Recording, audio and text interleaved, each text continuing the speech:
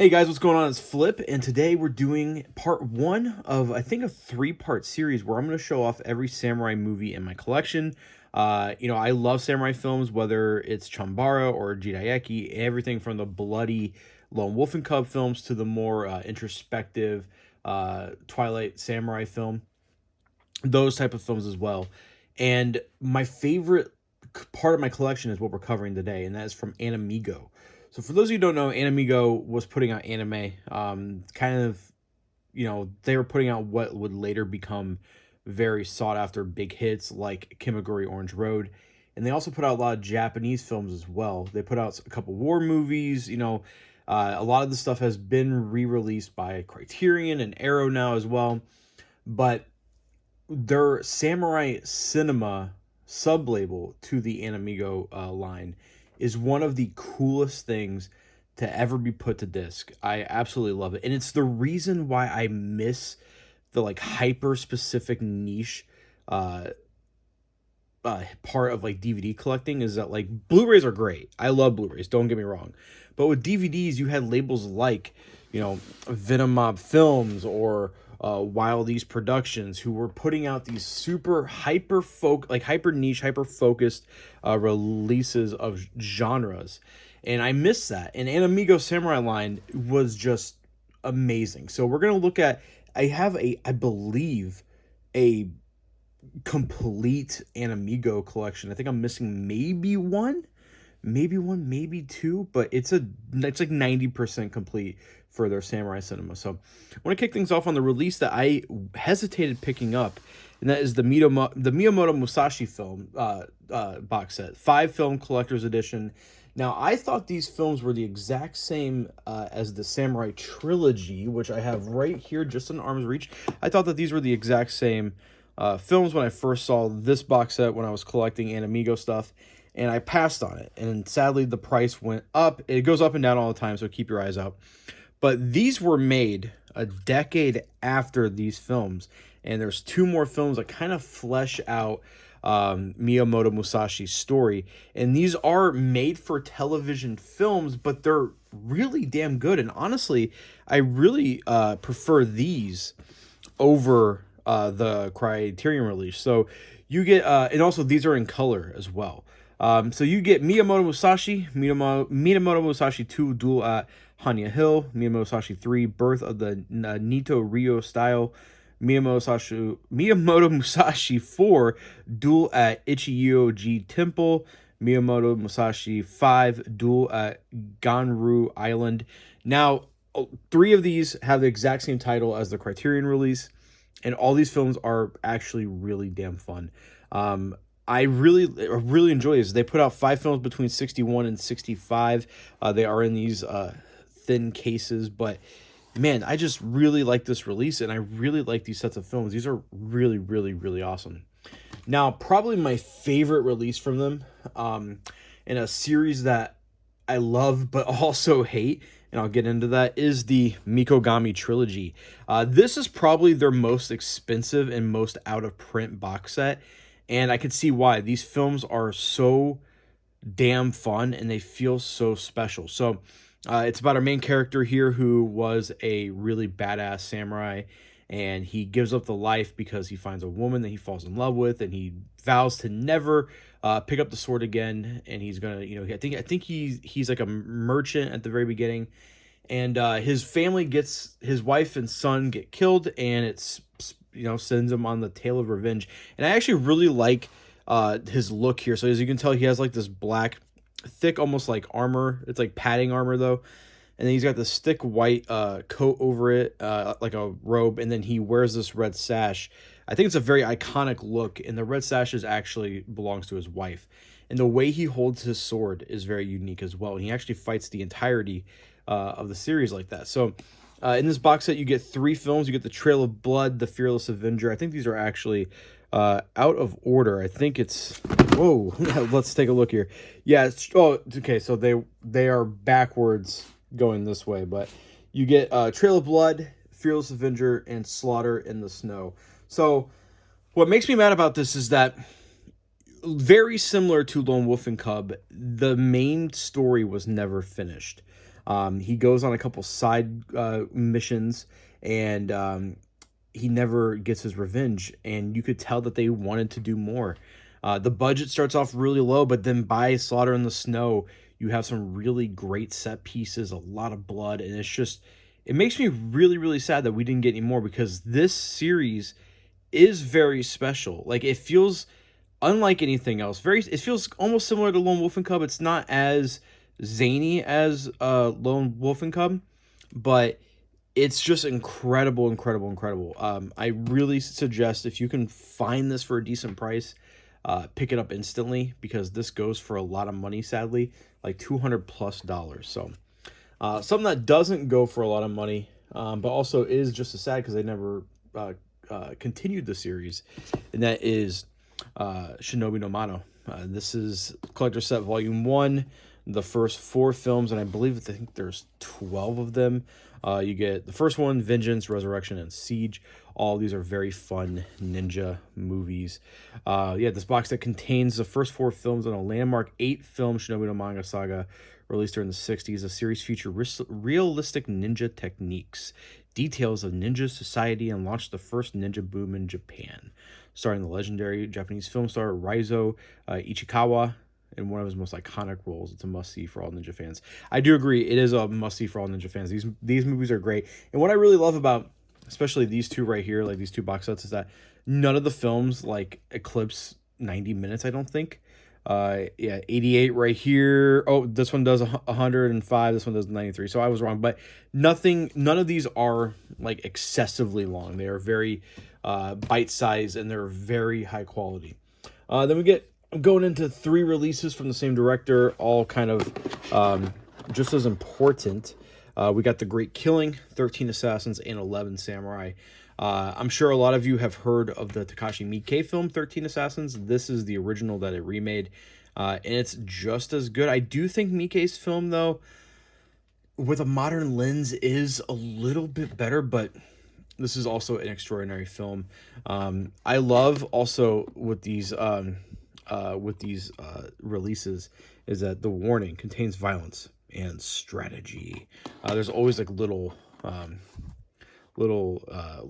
quips like that on the back of these films. But yeah, all 3 of these movies are really good, and I would love to see, like, I think they're not like related, but they all like tangentially feel like they could be a part of a unofficial series, and I really, really enjoy these films. And I think Ichikudo is actually a very underrated director. I don't think we get enough of his stuff. I don't think he gets enough praise, because he is a fantastic director. Just his sense of action is just great. His camera work's amazing, and these 3 films really showcase him at his best. So I highly suggest. These are relatively cheap. You can find those for not that much. Another box set starring Raizo Ichikawa again is the Sleepy Eyes of Death series. So these are complete, technically complete. There was 14 films in the Sleepy Eyes of Death. This only covers 12, because the star Raizo Ichikawa passed away at a very young age, and they eventually made 2 more with a different actor, but this is only focusing on Raizo's releases. And these movies, contains violence, nudity, and nihilism. So I really like these movies. They are very cookie cutter. Like, think of it like a more nihilistic Zatoichi. It's very, story of the week kind of deal. But they're all really fun, and they all have great fucking sub, like, not like taglines, but like sub names, like Sleepy Eyes of Death 1, Sword of Adventure, there's Sword of Satan, The Mask of the Princess, Sword of Villainy.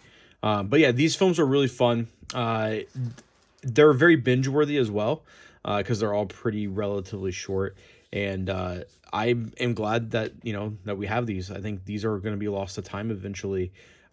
This is the thing I love about this label, is that they put out so many good things, and no one else is like putting these out on Blu-ray. So I do want to say though, AnimEigo put out Lone Wolf and Cub. They brought all 6 films over, put it out. They were putting them out on Laserdisc, they put them out on DVD as well. They put out Lady Snowblood as well. So they were kind of like forward thinking in that regard, but they also have such a wide variety of great samurai films that nobody really talks about anymore, and I think a lot of people don't know about. So we're gonna get into two other films here, both directed by the same guy, Tadashi Imai. You know, as much as I love Japanese cinema, I should probably learn how to pronounce names better. This is Bushido, The Cruel Code of the Samurai, and Revenge. Both films are fantastic. I do like, they did this, I don't know if you noticed it with the 11 Samurai and The Great Killing, but there is colorized blood. Yeah, these films are great. Contains violence. Warning, contains violence. But yeah, I think, again, this is a director that I think gets overlooked as well. And this film right here won the Golden Bear Award. I just really, really enjoy this release. These two releases, both of them are in black and white. So if you don't like black and white films, I would say give it a pass. But it feels like Japan was really pushing the, like, when I think of black and white films in American history, I think of stuff like 310 to Yuma. And when I'm watching that, I was almost kind of bored to death. But Japan was like really pushing the violence level during a time when that's, you know, in America at least, was very frowned upon. Here is the Shin Segumi series. This is I Want to Die a Samurai. And here is Assassins of Honor, starring Toshiro Mifune. This one's got Raizo Ichikawa. You can tell that they put out a lot of Raizo stuff. This one is actually still sealed. I haven't opened this one. I have seen this movie, but it is still sealed. Yeah, both these movies are also very good. I like Toshiro Mifune a little bit more in this than the stuff that's in this film. I just think Mifune is such a powerhouse actor that when you see him on screen, you're instantly drawn to him, and he does a great job. So those are those two. And sorry if I'm just rambling. I really don't know what else to say other than I like these movies. Two more. I don't believe that these are related. I'm just going to do 2 to 3 at a time. So this is a Samurai Vendetta, again, starring Raizo Ichikawa. This is a okay movie. I'm not too like hyped up on it, but it is pretty fun. The movie I like the least, second to least in my collection, is The Samurai I Loved. I'm not too big into like sappy stuff, but yeah, this is a pretty okay fun release. It's not as violent. It says warning, contains violence, but it's very like minimal. And then we got one of the 47 Ronin, the story that is very famous. The great Keanu Reeves was in a fantastic adaptation of this called 47 Ronin. Great movie. I don't know if you guys can tell the sarcasm in my voice. But yeah, this is the Loyal 47 Ronin. I think this is a newer rendition of it. This is a really timeless story. There's dozens of films about this story, which we'll talk about my favorite one later, because I do have another one that they have put out that's based on the same story. So here is, I had to make a case for this because the person, it was the only copy I could find. It was just the disc and the cover art, so I had to use this really thin disc, sadly, or this thin case. This is Demon Spies from the Bloody Pen of Kazuo Koike, creator of Lone Wolf and Cub and Lady Snowblood. In all of Japan, no swords are more feared than those of the Demon Spies. Yeah, Kazuo Koike, I really like his film work. He wrote all the Lone Wolf and Cub films, so this is very much in that vein of zaniness, and this film just slaps. It's super fun. It's super out there. It's absurd, and I'm really bummed out that I didn't get the original case, honestly, because I really want it. I might actually just switch one of these out. I think I might switch out Samurai I Love now that I'm looking at Demon Spies, because it's so awesome. And then the movie I like the least in this line is Ashura. I don't know why exactly. I think the over-the-topness is just not, like, it's too over-the-top. I like over-the-top when it's fun, like in Lone Wolf and Cub, but this one just didn't work for me. Warning, contains violence, romance, treachery, violent romance, romantic treachery, and treacherous violence. But yeah, this is a really cool, I wouldn't say really cool. It's a very, Interesting movie. Weird. This is the only case I believe from them that has this, and it's the only 2-disc standard release. So it has all the special features on the second disc, which is actually pretty substantial special features. It's just weird to me that they put that out because it doesn't fit with the rest of the line. Then we got the two Shadowhunter series. We got the Shadowhunters and then Echoes of Destiny, Shadowhunters 2. I believe they eventually made another Shadowhunters, but it was... Think of it as like the Three Musketeers in feudal Japan. That's pretty much what these are. When the cannons roar, few will survive. Contains bloody violence, strong language, and sexual content. Yeah, these are really just fun adventure flicks. I recommend picking these up. And then we got Samurai Assassin, kind of a bland cover right there, starring Toshiro Mifune. He's actually in a couple of these. This movie's okay. It's a standard Toshiro Mifune samurai film. I feel like kind of in his career, he got known for being the samurai guy, so he just did a bunch of these. And we're going to talk about one that I really like that has Mifune in it, like really, really like. But yeah, this one's solid. You can't go wrong with this film. Then we got, again, another Mifune film, The Red Lion, which this eventually became a television show. This movie was kind of a hit, and then eventually they did a TV series. It is in black and white, even though on the front here, you see him in color. Mifune Toshiro stars in hilarious epic of a man, a plan, and a large red wig. It's supposed to be kind of a comedy. I did not think it was funny. I don't really like humor from this era, but it's freaking Mifune, and he's wearing a wig, so it's pretty rad. And then probably my second favorite Mifune work that they put out, Samurai Banners, a forgotten epic. This film is epic by every sense of the word. It is just larger than life. It's crazy. Big spectacle battle scenes. Mifune rocking an incredible piece of armor. The landmark film that ushered in Japan's golden age of filmmaking.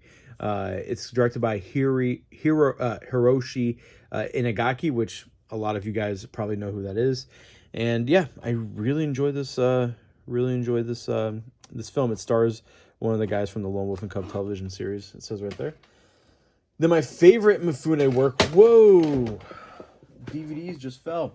My favorite Mifune work that they put out is Incident and Blood Past. This is basically Hateful Eight, set in feudal Japan, and I'm actually surprised.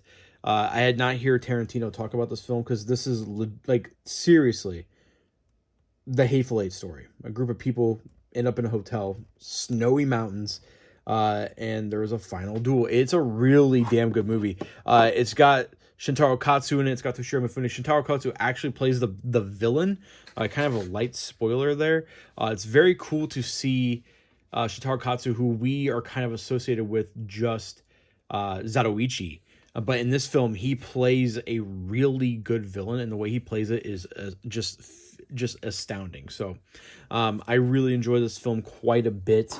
It's technically a unofficial third Yojimbo movie because Mifune is billed as Yojimbo. Then probably my two favorite singles that they've put out are Kan Ichikawa's 47 Ronin, my favorite version of that movie, and then Hideo Gosha's The Wolves. I think for those of you who collect Blu-rays, Hideo Gosha did Three Outlaw Samurai, which was his directorial debut, but I think his magnum opus is The Wolves. It is a, pardon my French, fucking amazing film. Like, almost perfect. It's a great Yakuza tale. And then Kan Ichikawa's 47 Ronin is my favorite version of that story. It's just great. I absolutely love these two releases. They're my favorite two singles.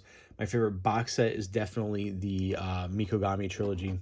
I highly recommend you guys hunt these down. I think both of these are kind of hard to find. I think these are the most expensive two singles, but they are the best, so that kind of makes sense. And then we got another Hideo Gosha film. Actually, we got two Hideo Gosha. And these are the final two. Onimasa, and then The Secret of the Urn.